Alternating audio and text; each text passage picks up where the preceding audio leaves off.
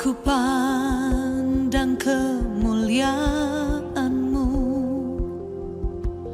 Imam besar maha agung. Kaulah pemilik hidupku, Yesus Kristus Tuhan. Sujud di depan tahta-Mu, taklukkan seluruh hidupku. Dalam tangan-Mu penebus, Yesus Kristus Tuhan.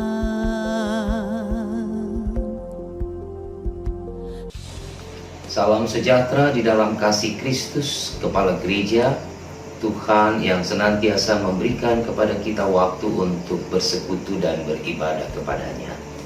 Saudara-saudaraku, malam ini dalam ibadah keluarga kita akan membaca, mendengar, dan merenungkan firman Tuhan Allah.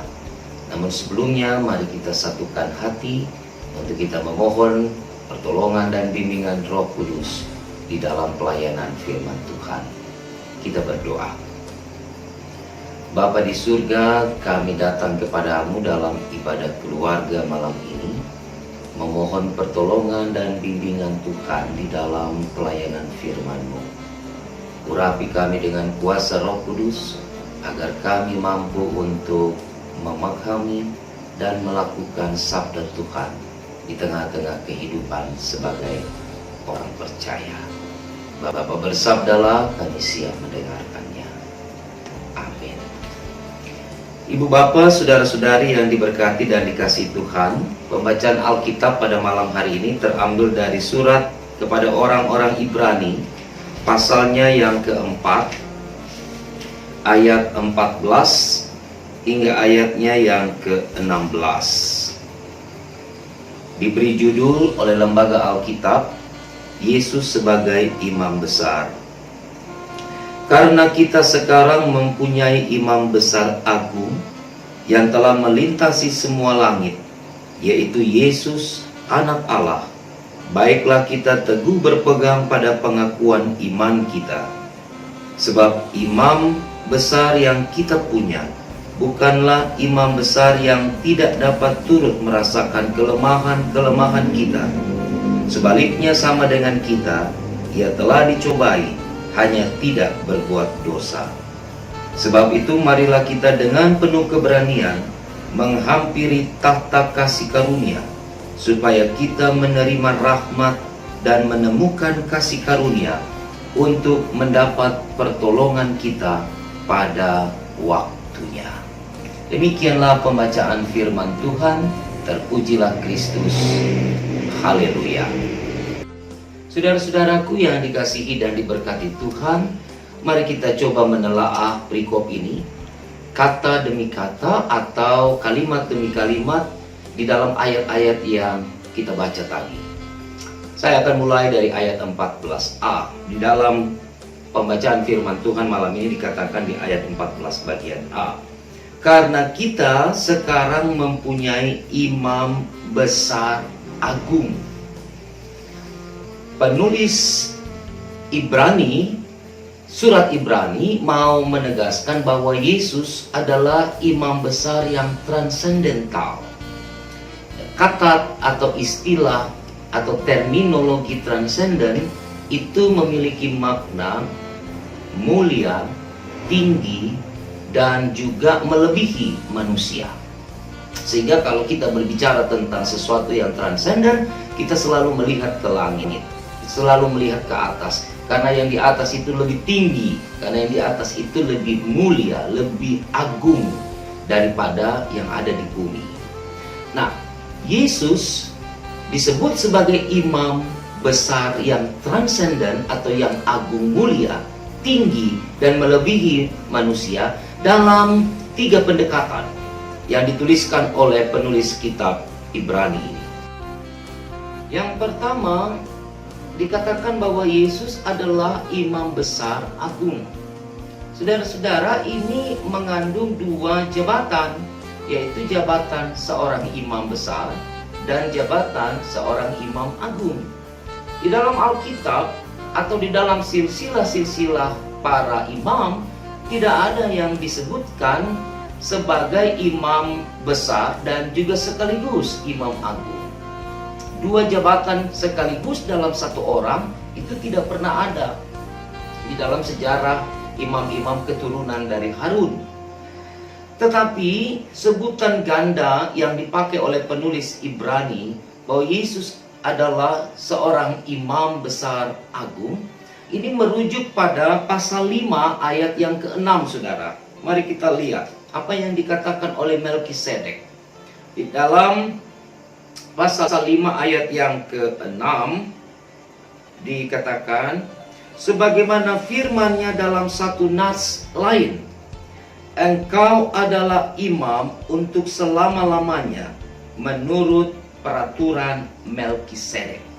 Jadi penulis Ibrani merujuk pada apa yang dituliskan oleh Melkisedek di dalam perjanjian lama, di dalam aturan-aturannya, bahwa imam untuk selama-lamanya, dan juga di dalamnya terkandung sebagai seorang imam besar dan juga seorang imam yang agung. Dalam hal ini, Yesus bukan hanya seorang imam, tetapi ia juga adalah seorang raja, sama seperti Melkisedek dalam dua jabatan yang terikat. Mari kita lihat di dalam kitab Kejadian. Saudara, saya ajak saudara untuk melihat kitab Kejadian pasal 14 ayat yang ke-18. Melkisedek, Raja Salem, membawa roti dan anggur. Ia seorang imam Allah yang maha tinggi. Saudara lihat ya, Melkisedek, dia adalah imam besar. Ia seorang imam Allah yang maha tinggi. Tetapi ia juga dikatakan sebagai Raja Salem. Artinya dalam diri Melkisedek ada dua jabatan yang melekat, seorang raja dan seorang imam. Nah, Yesus oleh penulis Ibrani dibawa untuk masuk di dalam aturan atau di dalam predikatnya Melkisedek, bahwa Yesus adalah imam besar, tetapi juga ia adalah imam agung atau imam yang transendental tadi. Itu yang pertama. Nah, yang kedua, saudara, bahwa Yesus melintasi semua langit. Mari kita lihat kembali di dalam ayat yang ke-14 bagian B, yang telah melintasi semua langit. Jadi Yesus imam besar agung karena ia telah melintasi semua langit. Saudara-saudaraku yang diberkati Tuhan, dalam bahasa Yunani sebenarnya tidak ada kata semua. Ya, penulis kitab Ibrani hanya menyebut langit. Tambahan kata semua menegaskan bahwa Yesus memang telah naik dan melintasi langit tinggi dari semua langit yang ada di dalam dunia ini. Nah, hal itu dijelaskan di dalam Efesus pasal yang keempat. Mari kita buka lagi surat Efesus pasal 4 ayat 10. Ia yang telah turun, ia juga yang telah naik jauh lebih tinggi daripada semua langit untuk memenuhkan segala sesuatu. Semua langit. Ketika dikatakan oleh penulis Ibrani bahwa Yesus telah melintasi semua langit, maka makna yang tersirat atau makna yang terkandung di dalam kalimat itu, di dalam frase yang dipergunakan adalah bahwa Yesus memiliki kuasa yang mutlak. Karena ia telah melampaui dan melewati semua tingkatan-tingkatan langit. Dan itu menunjukkan bahwa kekuasaan mutlak itu dimiliki oleh Yesus. Dan yang ketiga, saudara, Dikatakan di dalam bacaan kita bahwa di bagian yang berikutnya, yaitu Yesus anak Allah. Kata anak Allah ini berbeda maknanya dengan kita yang juga disebut sebagai anak-anak Allah. Yesus adalah anak Allah secara hakikat, bukan adopsi seperti yang kita terima dalam keimanan kita kepada Allah, dalam keyakinan dan kepercayaan kita kepada Tuhan, maka kita disebut anak-anak Tuhan, anak-anak Allah. Tapi di dalam konsep adopsi. Tapi Yesus pada hakikatnya adalah anak Allah itu sendiri. Ia memiliki hakikat yang sama seperti Bapanya. Ketika Bapa adalah Allah, maka anak adalah Allah. Tetapi di dalam relasi Bapa dan anak, maka Yesus menyebut dirinya sebagai anak Allah. Nah, ini yang kalau kita baca di dalam kisah pelayanan Yesus, di dalam Injil Yohanes dan juga Injil-Injil yang lain menjelaskan bahwa ketika Yesus berhadapan dengan orang-orang Yahudi, mereka tidak paham dengan konsep anak Allah yang disebutkan oleh Yesus. Oleh sebab itu mereka menentang dan mereka menolak itu, karena mereka menganggap Yesus sudah menistakan nama kudus Allah dan menyebut dirinya adalah anak Allah, anak dari Allah yang kudus. Dalam Yohanes, saudara, mari kita lihat sedikit dalam Injil Yohanes pasal 5 ayat yang ke-18.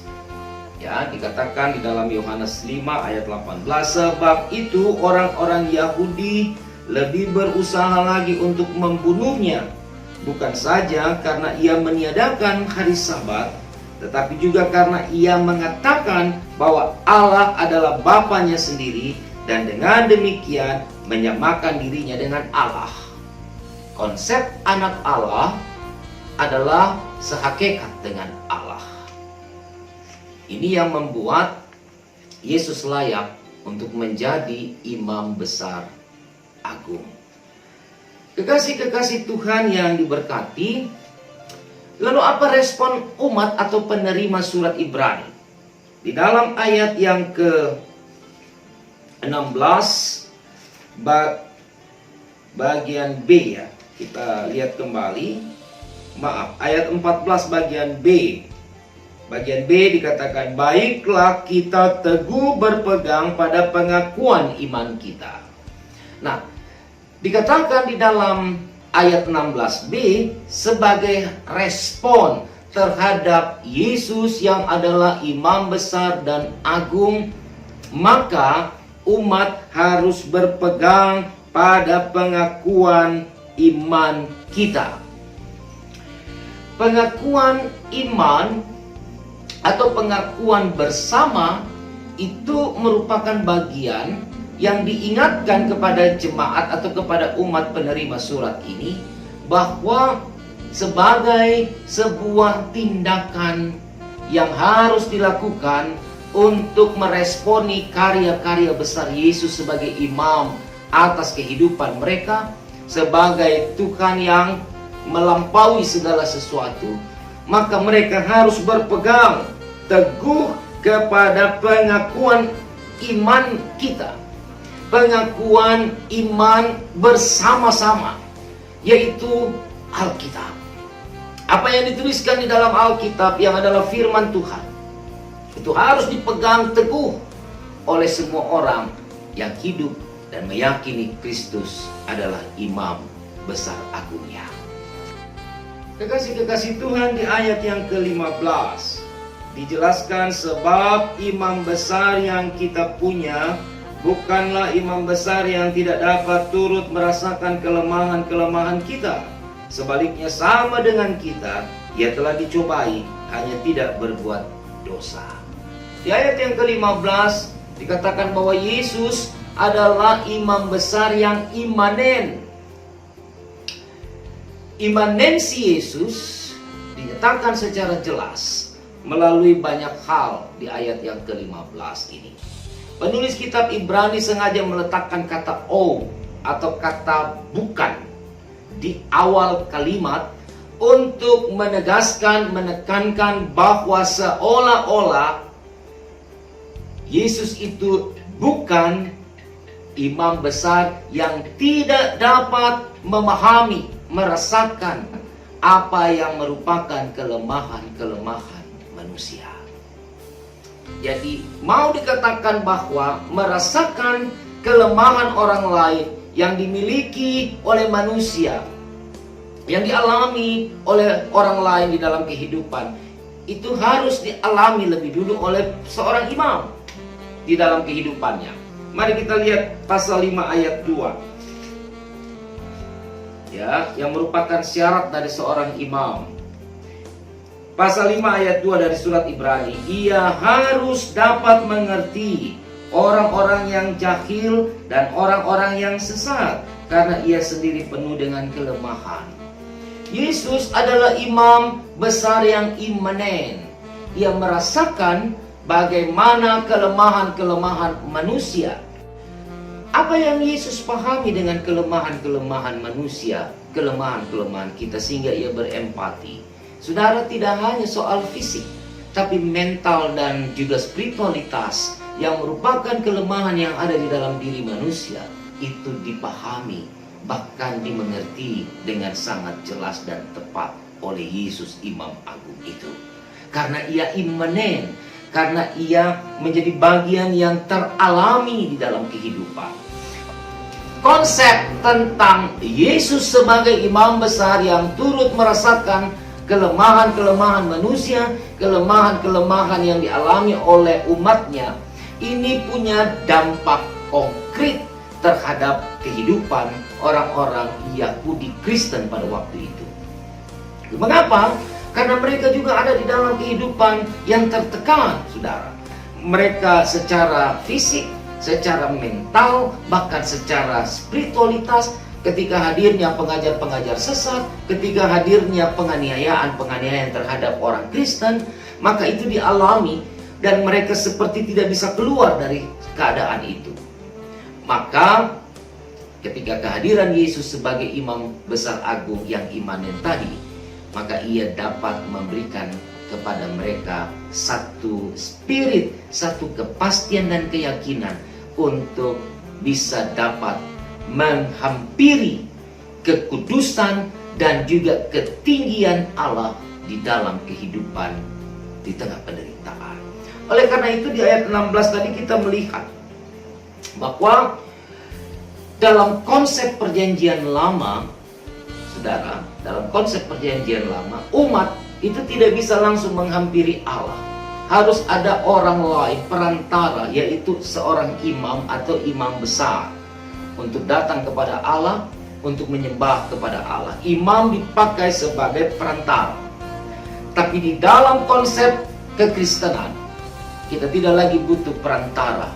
Kita tidak butuh lagi seorang imam untuk bisa menghadap kepada Allah. Karena Yesus yang adalah imam besar agung itu, ia sudah mendamaikan kita dengan Allah. Sebuah relasi yang terputus karena dosa telah disambung kembali.